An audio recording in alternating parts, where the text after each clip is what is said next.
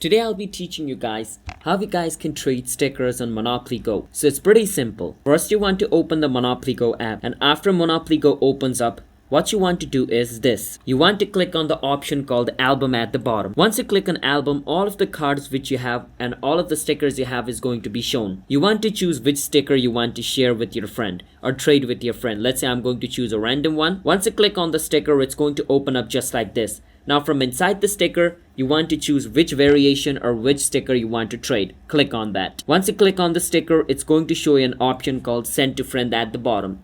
Click on send to friend. Once you click on send to friend, it's going to show you a list of friends to whom you want to send it to. You want to click on select right beside the person's name to whom you want to send it. Once you click on select, the sticker is going to be sent to that friend. And hopefully your friend also sends you a sticker, and by doing that, you guys will be able to trade stickers with each other on Monopoly Go. It's that simple. So if you guys found our video helpful, then hit the subscribe to our channel one step for future videos just like this related with Monopoly Go. Subscribe to our channel. I'll see you guys next time.